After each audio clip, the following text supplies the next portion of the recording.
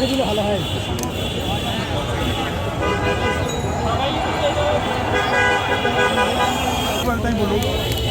আসলে আমরা শততলী মাদ্রাসা থেকে আসছি। সারা বাংলাদেশে আমরা অবহেলিত শিক্ষক গোষ্ঠী।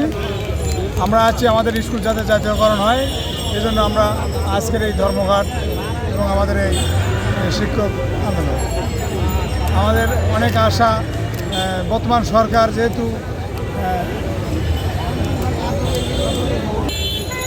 আমরা এখন পর্যন্ত 40 বছর যাবৎ আমরা এখানে চাকরি করছি, কিন্তু এখন পর্যন্ত কোনো সরকার বাহাদুর আমাদের দিকে লক্ষ্য করে নাই। অনেকে আমাদের আশ্বাস দিছে, কিন্তু এখন পর্যন্ত আমরা বেতনের মুখ দেখি নাই।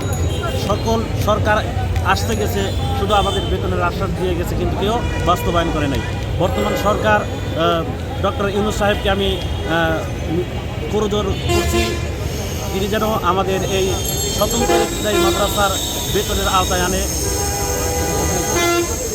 এবং যেন আমাদের মনের আশা যেন বাস্তবায়ন করে, এই আশা ব্যক্ত করছি। এই ধরনের কিছু এটা তো হলো 1984 সাল থেকে এই প্রতিষ্ঠানগুলো রানিং হয়ে আসছে।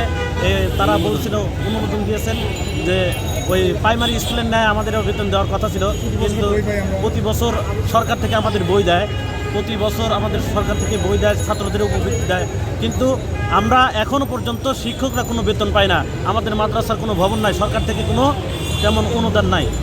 গুটি কয়েকটা প্রতিষ্ঠান আমাদের সম্মাননা ভাতা দেয়, 3335 টাকা করে বেতন দেয়। এই বেতন দ্বারা বর্তমান সময়ে যে দ্রব্যমূল্যের ঊর্ধ্বগতি, এই সময়ে আমরা এই অল্প কিছু টাকা দিয়ে আমরা আমাদের জীবনযাপন করা খুবই কষ্টকর হচ্ছে। এই জন্য বর্তমান সরকারের কাছে আমাদের করজোর আবেদন, আমাদের এক দফা এক দাবি, জাতীয়করণ, স্বতন্ত্র ইবতেদায়ী মাদ্রাসা জাতীয়করণ চাই, স্বতন্ত্র ইবতেদায়ী মাদ্রাসা জাতীয়করণ চাই।